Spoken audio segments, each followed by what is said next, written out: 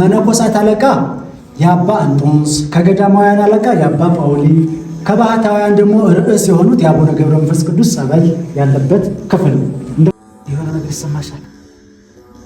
መምህር ምንም አይሰማኝም።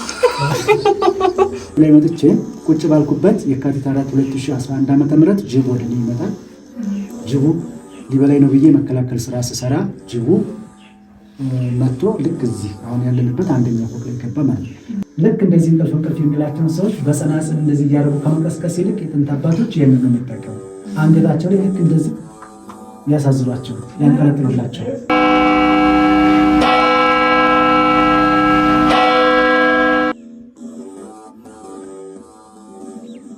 የሰው ድምፅ፣ የመኪና ጫጫታ ማይሰማበት በአዋፍ ዝማሬ የተሞላ ከሺህ ዓመታት በላይ ታሪክን ያስቆጠረ ጸጥ ረጭ ያለ የአርምሞ ስፍራ።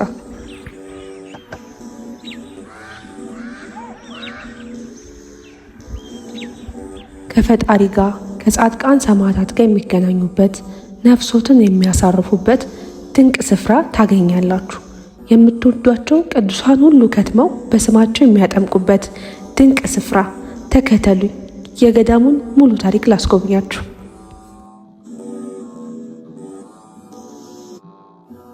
ጤናስትልን እንዴት ናችሁ? ውድ የምግባችሁ ቤተሰቦቻችን፣ ዛሬ እንግዲህ እግዚአብሔር ፈቅዶልን አራብሳ አካባቢ የሚገኝ አንድ ቤተክርስቲያን ተገኝተናል እና ይህም ቤተክርስቲያን ወንድማችን ሊያስተዋውቁን ከኛ ጋር ይገኛሉ። ከኛ ጋር ቆይታ እንድታደርጉ ከወዲሁ በአክብሮት ጋብዛችኋለሁ። ወንድማችን እንግዲህ እግዚአብሔር ፈቅዶ እኛም በሰላም መተናል፣ እርስዎንም አግኝተናታል እና ስለ ቦታው የተወሰነ መረጃ እንዲሰጡን ፍቃዶት ከሆነ ከቦታው ስም እንጀምር። እሺ፣ ባርቲ አመሰግናለሁ። እንኳን ደህና መጣችሁ። እንግዲህ በአዲስ አበባ ከተማ አስተዳደር በለሚኩራ ክፍለ ከተማ ወረዳ 4 ስር ነው። ቦሌ አራብሳ ቤዛ አማኑኤልና ቤዛ ማርያም ቤተክርስቲያን የሚባል። አሁን ደግሞ የሚሄደው ወደዚህ ወደ ሁለተኛው ፎቅ ነው የሚወጣው። ግራውንድ ፕላስ ነው ብዬሽ ነበር አይደል? ቅድም ወደ ሁለተኛው ፎቅ ነው የምንወጣው። ይሄኛው ገመድ ወደዚህ ወደ ላይ ለማውጣት አጋዥ ኃይል እንዲሆን ነው። ላይ ወደዚህ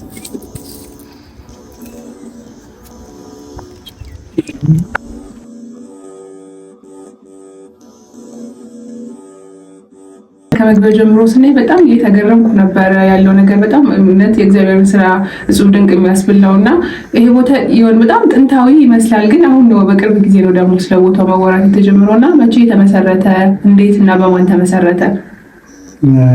እንግዲህ ምስረታ ስንል የቤተክርስቲያኑ ሁለት ክፍሎች አሉት። አንደኛው ቀድሞ የነበረበት ዘመን፣ ሌላው ደግሞ ከጊዜያት በኋላ አሁን በቅርብ ከተገኘበት ጊዜ ወደዚህ ያለውን እሱ ነው የምናነሳው። አሁን እንግዲህ ያው እንደምታዩት ብዙ የአርኪኦሎጂስት የአንትሮፖሎጂስት ምርምር የተደረገበት ቦታ ነው። ከዚያ ጥናት መነሻ በማድረግ እኛም ባገኘናቸው ንዋየ ቅድሳት፣ መገልገያ መሳሪያዎች እነሱንም ዋቢ በማድረግ ዋሻው ከአብርሃና ከአጽብሃ ነው የሚጀምረው ማለት ነው። ይህም 1684 ዕድሜ አካባቢ ያስቆጠረ ጥንታዊ ዋሻ ነው። ቤተክርስቲያን ስለመሆኑ ያው በውስጡ የሚገኙት የቤተልሔም አገልግሎት፣ የንዋየ ቅድሳት ሁኔታዎች እነዚህ እንግዲህ ቤተክርስቲያን እንደሆነ መጻሕፍቶችም ስለተገኙ ያንን አጣቅሰን መናገር እንችላለን። መጋቢት 2014 ዓ.ም ከቃጽላና ከሙታንሳ የመጡ ጸበልተኞች ወደዚህ ወደ ጨለማው ቦታ ወይም አሁን አምሳለ ሲኦል እየተባለ ወደሚጠራው ይህንን ለማጽዳት ፈቃድ ወስዶ የሚያጸዱ ሲመጡ እነዚህ የምትመለከቻቸውን 3 የድንጋይ ጎተራዎች አገኙ። አሁን በዚያ ዘመን እንደዚህ ተደርጎ ይቅርና ዛሬ ራሱ እንደዚህ መስራት ይቻላል? በጣም ከባድ ነገር ነው። ያው በጣም በጥበብ የተሰራ ነገር ነው። ቅድም እንዳሳየሁሽ አሁን የድንጋይ ሰፌድ የሚመስለው ባዞ ላይ የሚከድ ነው። እዚህ ጋር ልክ እንደነዚህ አይነት የጎተራ ቅርጽ ያላቸው ከሆኑ የከበሩ ነገሮች ይቀመጣሉ የሚለው እዚህ ጋር ነው ማለት ነው። እንግዲህ የከበሩ ነገሮች የሚያስቀምጡበት ቦታ ነው።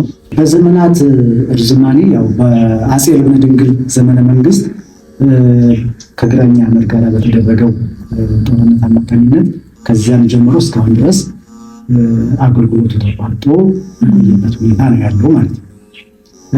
ወደዚህ ወደ አሁኑ ስንመጣ ይሄ ዋሻ ከተገኘ 7 ዓመት እንዳጋጣሚ ዛሬ ከ9 ቀናት የሆኑት ግኝቱ እንግዲህ ወደዚህ አካባቢ እንዳጋጣሚ የመጣሁበት ምክንያት ገንዘብን ከማጣትና በረሃብ ራሴ እያልኩ ማስተዋወቅም ስለጀመርኩ ማለት ነው። አንደኛ የጽድቅ ውጤት ነው አይደለም። ሁለተኛ ደግሞ ታሪኩም ወደ መጨረሻው የአርኪኦሎጂስቶቹ ጥናት ምናምን ስለደረሰ ወደ መጽሔትም ወደ መጽሐፍ የሚቀየር ስለሆነ መግለጽ ያስፈለገው ማለት ነው። የጽድቅ ውጤት ስላልሆነ መንገሩ ክፋት ያለው አይመስለኝም። እዚህ አካባቢ ላይ መጥቼ ቁጭ ባልኩበት የካቲት 4 2011 ዓ.ም ጅብ ወደ እኔ ይመጣል። ጅቡ ሊበላይ ነው ብዬ መከላከል ስራ ስሰራ ጅቡ መጥቶ ልክ እዚህ አሁን ያለንበት አንደኛ ፎቅ ላይ ገባ ማለት ነው። ይሄ ጫካ ነበር ይሄ ማለት ነው። ስለዚህ አንደኛ ፎቅ ካልኩኝ ይሄ እንግዲህ ግራውንድ አለው ማለት ነው። እንዳጋጣሚ ሆኖ ሁለተኛ ፎቅ አለ። ግኝቱ ይህንን የተመለከተ ነው ማለት ነው። ክፍት ከሆነ ምንም ውስጥ ላይ የሚቆይ የለም።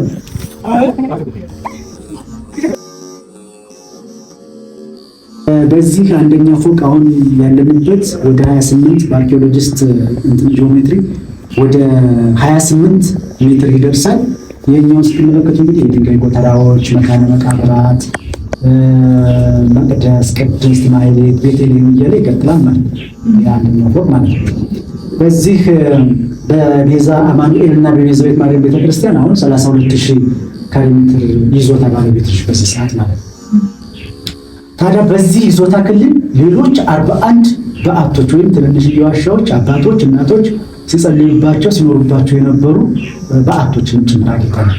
ያ ምንድነው ስገድበው ተረድተሽ ከሆነ ይህንን ወንዝ ይዘሽ እስከ አቃቂ ቃሊቲ ድረስ ብትሄጂ በርካታ ዋሻዎች፣ የድንጋይ ጎተራዎች፣ መገልገያ መሳሪያዎች፣ መካነ መቃብራት በብዛት አሉ።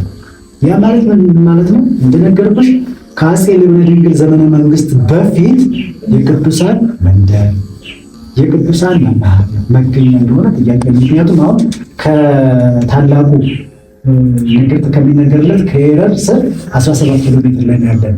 የኤረር ክልሉ ደግሞ እስከ እንጦጦ እስከ ፉሪ እስከ ቱሉና እስከ ዝቋላ ስለሚደርስ በዚያ ክልል ታሪክ የተሰራበት ቦታ ላይ ነው ያለን። አሁን ቤተክርስቲያን ድጋሚ ደግሞ ከተመሰረተ 4 ዓመት ከ3 ወራት ያክል ሆኖታል ማለት ነው። እሺ እዚህ ጋር የድንጋይ ጎተራዎች ውሃ ያላቸው የድንጋይ ጎተራዎች አሉ እዚህ ውስጥ ማለት ነው። ይሄን ማለት ነው። አሁን በበጋም በክረምት ሁሉ ጊዜ በቃ አለ። በዚህ በየድንጋይ ጎተራው እንደዚህ ውሃ ይቀመጥበታል ማለት ነው።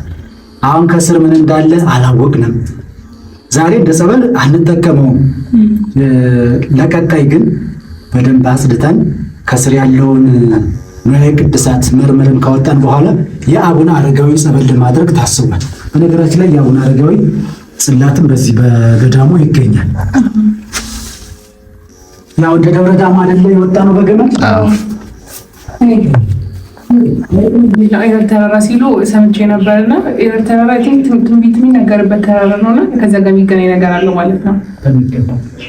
መልካም። ስለዚህ ቢያሳዩ ያለውን ቅርሶች ምን እንደሆኑ ያለንበት ቦታ ምንድን ነው? ጥሩ።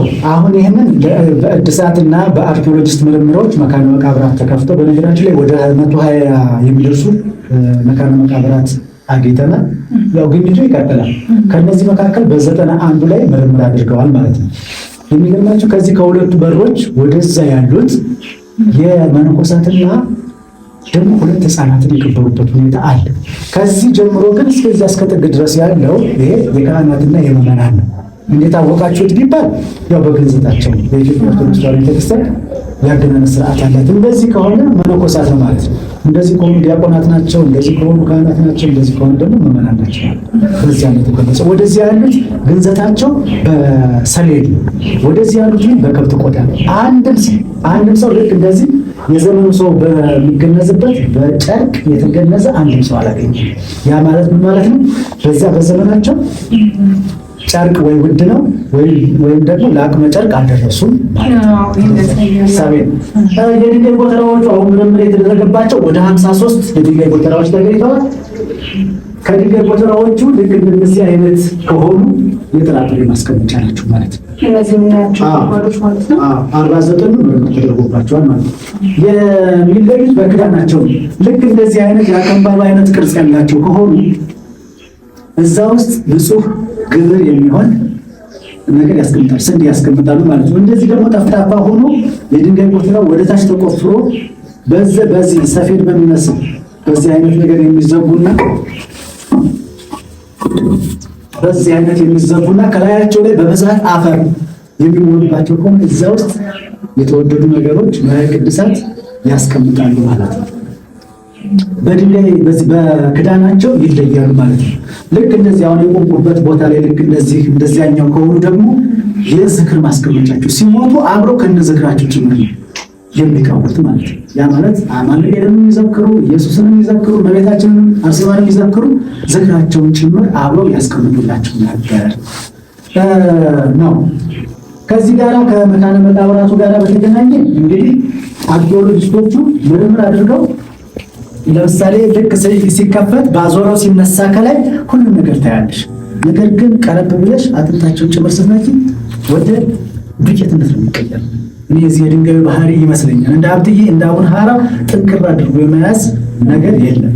ስለዚህ ምንድነው እያንዳንዱ ነገር በጥንቃቄ እነዚህ አርኪኦሎጂስቶች በነገራችን ላይ ከጀርመንና ከእንግሊዝ የመጡ ናቸው። በራሳቸው ኮድ ጾታቸውን እድሜያቸውን አድርገው የሄዱት ማለት ነው። ሁሉም ነገር ይፋ አደረጉት። በተለይ አንደኛው ዶክተር ሃርቤ የሚባለው ፒኤችዲውን እየሰራ የነበረው እዚህ ጋር ስለነበረ የጀርመናዊው ቀድሞ ሌላ ሰው እንዳይልበት ብዙዎቹን ይፋ አደረጋቸው ማለት ነው። ልክ እንደዚህ ኮድ አድርገው አስቀምጠዋል ማለት ነው። ስለዚህ እነዚህ አሁን የሰው ቅሪተ አካላቸው ማለት ነው። የሰው ቅሪተ አካል ይሄ እንደሚታየው ሁሉ አንዳንዱ በርከት ብሎ እንትን ያለበት የተገኘበት ሁኔታ አለ። አንዳንዱ ደግሞ ያን ቅድም ያሳየው ያን ሰው የሚመስል አንዳንዱ ደግሞ ወደ ዱቄትነት የሚቀየርበት ሁኔታ አለ ነው። ሌላው እነዚህ ሁሉ አርኪኦሎጂስቶች አንትሮፖሎጂስቶች ጠርተው ያመጣቸው ብቻውን ወደ ገጠር አካባቢ ተወልዶ የተወለደ ሰው ነው የሚያውቀው። ይሄኛው ደርብ የሚባል ነው። ድሮ ሚስማር ሳይኖር ማጠፊያ ሳይኖር ብረት ሳይኖር ልክ እንጨቶች እርስ በራሳቸው እንደዚህ እየተዋደዱ በርና መስኮት አድርገን በዚህ ስንወጣና ስንገባ የነበረው በዚህ ውስጥ ነው። አሁን እቺ ወደ 1684 ዕድሜ ያስቆጠረችው መስኮትን በማጥበብ ደረጃ ማለት ነው። ስለዚህ የታሪክ ትንሽ የለውምና ይሄኛው አንደኛው ትልቁ ነው።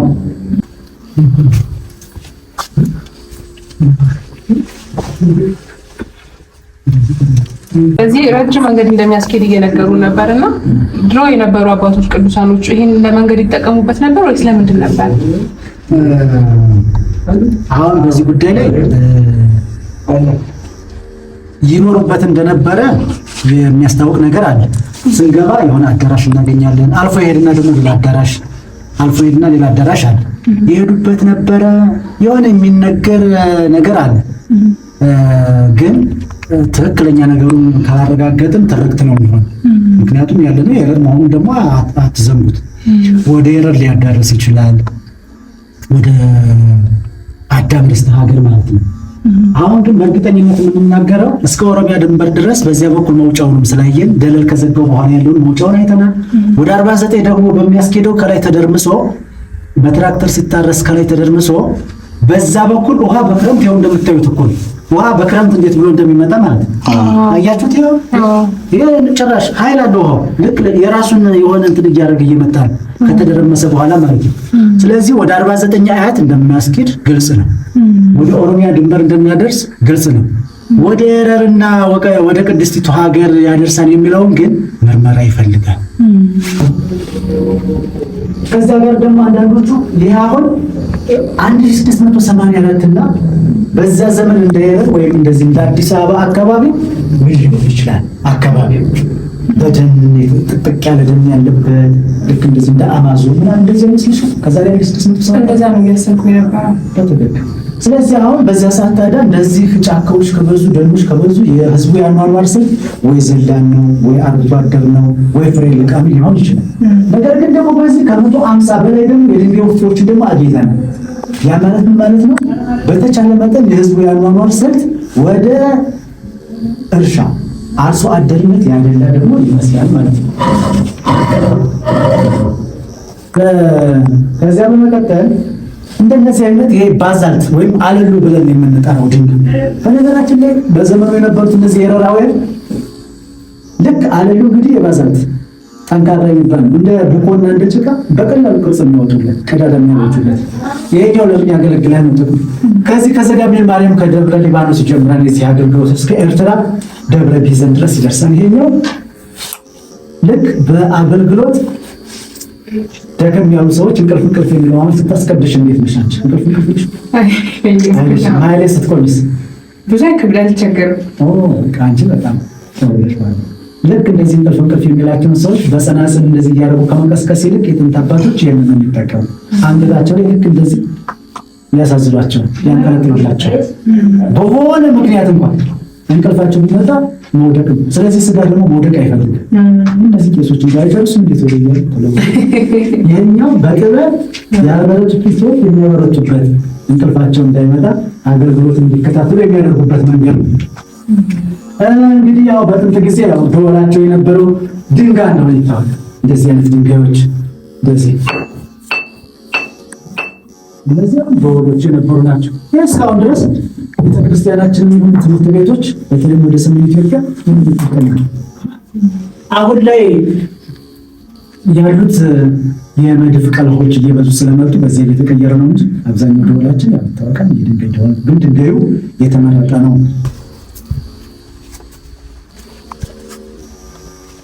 ይሄ ነው መንገዱ አይደል? ይቀጥላል። ወደዚህ ነው የሚሄደው። የታሰረበት ይሄ ነው። እቺ ድንጋይ ደግሞ እዚህ ራሷ ተቀርጻ የወረደች ነች። እቺ ማለት ነው። ስለዚህ እቺ ነገር አንድ ነገር ልላችሁ ፈልጋለሁ። የሆነ መፍረስ ያለበትን ነገር ስላለ ማለት ነው። አሁን ዛሬ ስንገባ ሰላም ለኪ ብለን መጣን። በፊት ግን ሰላም ለኪ ተብሎ ሲገባ እዚህ ጋር ሌላ አገልግሎት ይሰጥ ነበር። መግለጽ ባልፈልግም ያኛው አገልግሎት ከቤተ ክርስቲያን አገልግሎት ጋር ይጣረሳል። ስለዚህ ሌላ ኃይል የሰለጠነበት ነበር ማለት ነው። ሰላም ለኪ ስትይ የራሷ ነገር ታዘጋጅ ነበር። ዛሬ እግዚአብሔር ይመስገን ምንም ነገር የለም። እባብ በብዛት ነበር እዚህ ውስጥ። ያ ማለት ነው ራሷን ለማስከበር የተደረገው የዲያብሎስ አሰራር ነው። የሆነ ነገር ይሰማሻል? መምህር ምንም አይሰማኝም። እና እችኛዋ ድንጋይ የራሷ አገልግሎት ባዕድ የሆነ አገልግሎት በጥንት ሰዓት ሲሰጥበት የነበረ ድንጋይ ነችና አታለቅስም፣ አታናባም። ዝም ብላ ጠጋ ብለን ግን ትንፋሻችን እንትን በሚል ሰዓት የመወርዛት አይነት ባህሪ ስላላት ከዚያ ጋር በማያያዝ ነው ከቤተ ክርስቲያን አገልግሎት ጋር የሚገናኝ ነው። እንደ አካባቢ አጠራር ማሰሮ እንስራ እየተባለች የሚጠቀሰው ነውና ይሄን ደግሞ ታቦታት በተገኙበት መጻሕፍቶችን ይዛ የተገኘች ማሰሮ ነች ማለት ነው። እንደ አንድ ቅርስ ያው ተይዛለች። በነገራችን ላይ አሁን እድሳት ላይ ስለሆን ሁሉም ነገር ወደዚህ ማውጣት አልፈለግንም። ወደዚህ በኩል ስንሄድ ወደ ግራውንዱ የሚያስወርድ ደረጃ ያለበት ከወደታቸው ሌላ አለ። ከፈለግን መሄድ እንችላለን። እስከዚያ ድረስ አሁን የዕቃ ቤት የተደረገው ይሄ እንግዲህ የዚሁ የህንፃው አካል ነው። ይሄኛው ወደ ግራውንዱ የሚያስወርድ ያው ደረጃ ነው የሚባለው። እንግዲህ በዚህ በኩል የነሱ ደረጃ ነው። ምንም ናቸው የማይዘፍ ነው። በቅርቡ ግን አቆማበት ሊጎዳ ይችላል። 50 ኪሎ በታች ወረዱ ብሎ ደርስ ነው ዴኮፈር ለምኩነኛ ላይ ይልም ማለት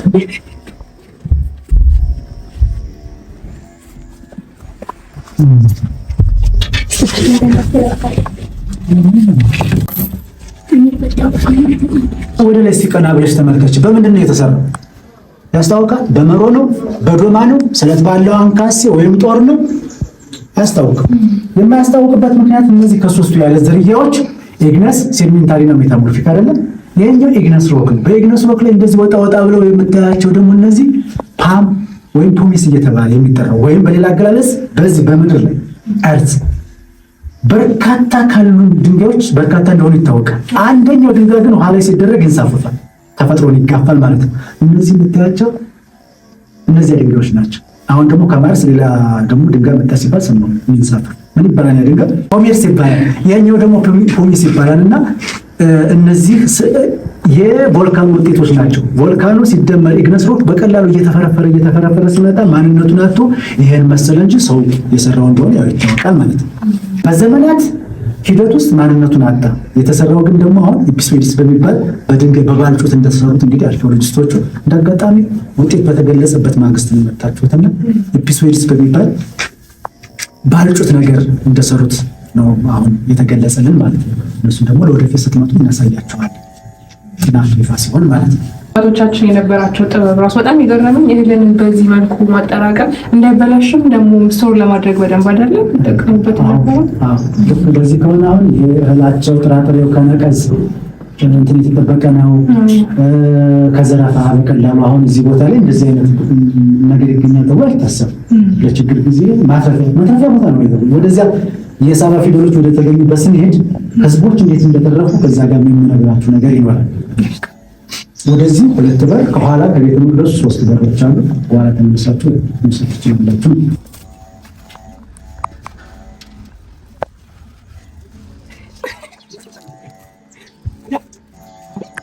አሁን ደግሞ ወደ ጸበሉ ቦታ ነው የምንሄደው። እዛ ቦታ ላይ ያለውን ነገር መምህራችን በደንብ አድርገው ይገልጽልናል። ተከተሉን እንግዲህ።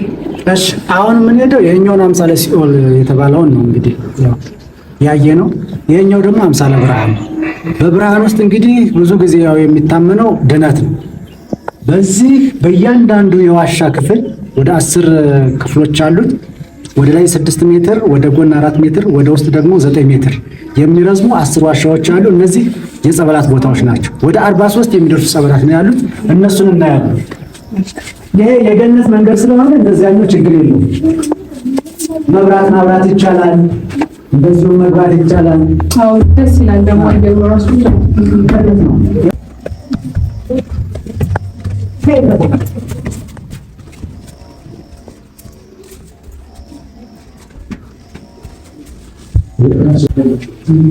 ይሄኛው እንግዲህ ከመነኮሳት አለቃ የአባ እንጦንስ፣ ከገዳማውያን አለቃ የአባ ጳውሊ፣ ከባህታውያን ደግሞ ርዕስ የሆኑት የአቡነ ገብረ መንፈስ ቅዱስ ጸበል ያለበት ክፍል ነው። እንደምታዩት ዋሻ ነው።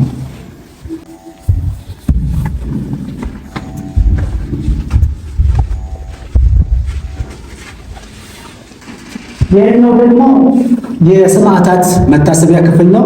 ከሊቀ ሰማዕታት የቅዱስ ጊዮርጊስ፣ ከሊቀ ዲያቆናት የቅዱስ እስጢፋኖስ፣ ከሕፃናት አለቃ የቅዱስ ቂርቆስ እና የቅድስት አርሴማ የጸበል መታሰቢያ ቦታቸው። ከሁሉም የወሰድነው ርዕስ አለቃ የሆኑትን ነው። ለምን ቢባል ምክትሉ ማነው፣ ሶስተኛው ማነው ብላችሁ ብትጠይቁ ይሄኛው ጌታችን መድኃኒታችን ኢየሱስ ክርስቶስ ካሉት ቤተሰቦች 120 እንደሆኑ ይታወቃል። ከ120ዎቹ 36ቱ ቅዱሳን አንስት ናቸው። ከነሱ አለቃዋን ቅድስት ኤልሳቤጥና የመግደላዊት ማርያም የጸበል መታሰቢያ ክፍል ነው። እስካሁን ያሳዩን የጸበል ቦታዎች ጸበል ማስጠመቅ ጀምረዋል ወይስ ገና በስራ ላይ ናቸው? ጸበሉ ከየት ነው የሚፈልቀው? ከቅድስት ሥላሴ በኋላ ደግሞ እሱን አሳያችኋል። ይሄኛው ደግሞ ከ72ቱ አርድእት ከአለቃቸው ከሐዋርያው ቅዱስ ማርቆስ የቅዱስ ሉቃስ እና የሐዋርያው የቅዱስ ጳውሎስ የነሱ የጸበል ቤት ነው። የጸበል ቤት ከላይ ከቅድስት ሥላሴ የሥላሴ ደግሞ በኋላ እንመለከታለን።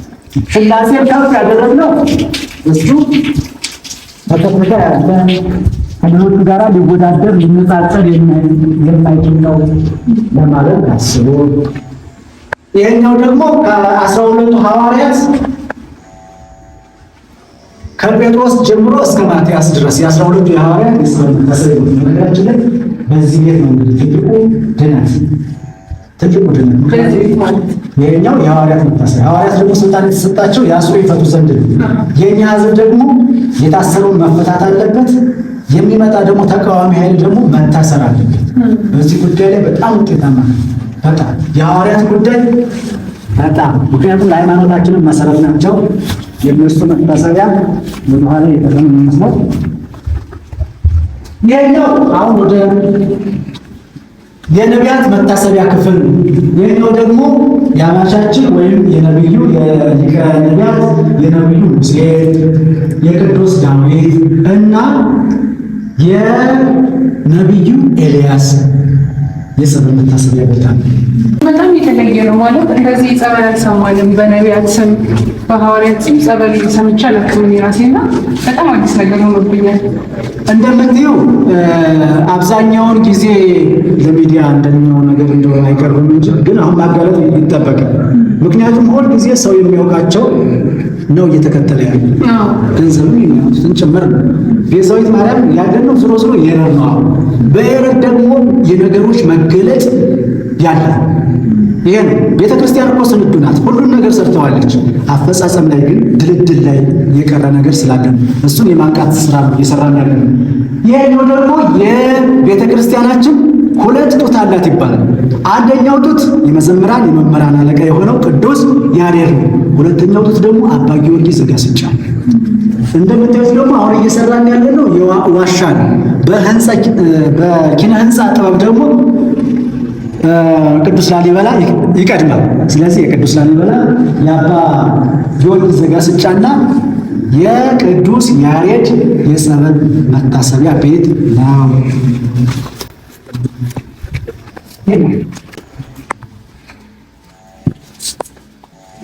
ይህኛው ክፍል ደግሞ ርዕሰ አበው የሚባሉት የአብርሃም፣ የይስሐቅ፣ የያዕቆብ የጸበል ቦታ ነው።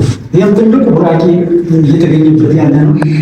ምክንያቱም አሁን ከትዳር ጋር በተገናኘ ከመብዛት ጋር በተገናኘ ከመባረክ ጋር በተገናኘ ከመታዘዝ ጋር ከነገድ አባትነት ጋር በተያያዘ ሁሉም ነገር አሁን እዚህ ቤት ውስጥ ይገኛል፣ እዚህ ክፍል ውስጥ ይገኛል ማለት ነው። አብርሃም፣ ይስሐቅ፣ ያዕቆብ በታቦታት ደረጃ በጸበላት በቤተ ክርስቲያን መታሰቢያ የሌላት ሀገር ነው። እንግዲህ የክርስቲያን መስል እያምናቆባት ተሰ እነዚህ ሁሉ አሁን ይመጣሉ። እና አባ ጊዮርጊስ ዘጋስጫ አሁን በደንብ እየገቡ ነው። ነቢዩ ሙሴ እና አብርሃም ልክ እንደ ቅድስት አርሴማ አሁን በዚህ የጠቀስኩላችሁ ሁሉ እንደ ቅድስት አርሴማ፣ እንደነ ቅዱስ ገብርኤል፣ እንደነ ቅዱስ ሚካኤል፣ እንደነ አቡነ ሐራ መትረፍረፍ አለባቸው። ወደ መጨረሻው ልውሰዳችሁ። ይሄኛው በአፈጣጠር መላእክት ይቀድማሉ። የመላእክት የቅዱስ ሚካኤል፣ የቅዱስ ገብርኤልና የቅዱስ ሩፋኤል ጸበል በዚህ በኩል፣ ከዚያ ከስር ላይ አሁን ያለው ደግሞ የአዳምና የሔዋን። አሁን አንድ ሰው ንስሐ ገባለሁ ካለ ንስሐን ያሰጥናበት አዳም የአዳም በረከት ያስፈልገው። በነገራችን ላይ አዳም 8 ሀብታት አሉት። ሰው ግን አሁን ኃጢአተኛ አድርጎ ነው የሚያስበው። አዳም ከእመቤታችን በታች ቀጥሎ ያለው ዮሐንስ ወልደ ነጎድጓድ፣ ከሱ ቀጥሎ አባታችን ይጠቀሳል። አዳም ግን መታሰቢያው በጣም የሌለ በማለት ደረጃ አንድ ቤተክርስቲያን በኢትዮጵያ ምድር ያለው እንደ ቅድስት አርሴማ መትረፍረፍ አለበት አዳም። ምክንያቱም አዳም ለእኛ ባለውለታችን ጌታችን ኢየሱስ ክርስቶስ እያየሽው ነው። እሱን እንድናይ ያደረገ ለእኛ ምን ያክል ፍቅር እንዳለው ጌታችን በአዳም በኩል አዳም ባይሰናክል ኑሮ ጌታን ፍቅሩን አይገልጽም፣ እኛም አናውቀውም ወይ ጨካኝ እያልን እንኖር ነበር። አሁን ግን ፍቅሩ ገብቶናል። ወደዚህ ስንመጣ የዮርዳኖስ ጸበል ነው።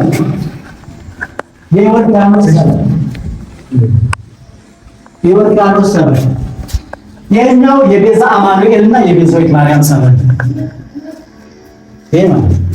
በራሳቸው ፈልቀው ነው የተገኙ ጸበል ከላይ 3 ጸበሎች አሉ። እነሱ ተመርጠው ወደዚህ ነው የሚገቡት። ወደዚህ ማለት ነው። አሁን እንደምታዩት ጥልቅ ነው። ወደታች በጣም በቁመት ልክ ነው። እኛ በቁመታችን ልክ ነው። የኛው አሁን ደግሞ እንትን ሲል ይሄኛው ይፈሳል፣ ይሄ ይተካል ማለት ነው። በጣም የሚገርም ነው። እናመሰግናለን። ከእናንተ ጋር በቁጥር 2 እንገናኛለን የሚል እምነት አለኝ። ምክንያቱም እነዚህ 365 ደረጃ ያላቸውን የውስጥ ዋሻዎችን እነሱን አላየንም።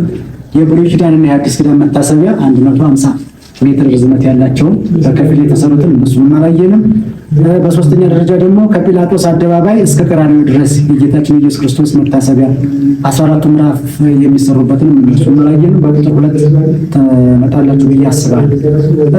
በመጨረሻ የማስተላልፈው መልእክት ቢኖር ምንድነው፣ ሁላችሁም ይህንን ምግባር ቲዩብን የምትመለከቱ ባላችሁበት ሆናችሁ ቤዛዊት ማርያም ከዚህ ነገር አድርሽ ወይም ከዚህ ነገር አድኒ ብለው ይሳሉ። ይህ ከሆነላቸው በኋላ ደግሞ አሁን እንደምታዩት ታላቅ ልማት ላይ ነው ያለነው።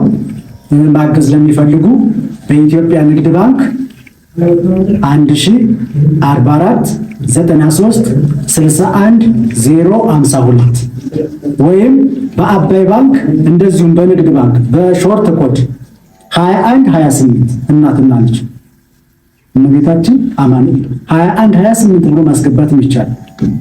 ከየትኛውም ባንክ ማለት ነው። በዚህ በኩል ልማቱን አግዙ። እናንተ ባላችሁበት ሆናችሁ ተስላችሁ አይደረሰልኝም የሚል ሰው ወደ እኔ ይደውል።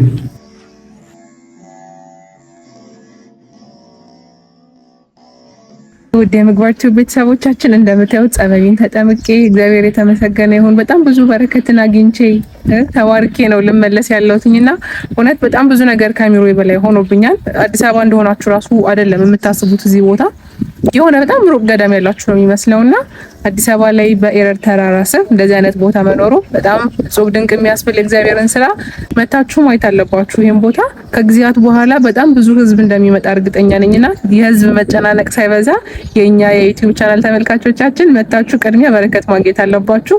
ስለቆያችሁ ከኛ ጋር በጣም ነው የምናመሰግናችሁ። እንወዳችኋለን።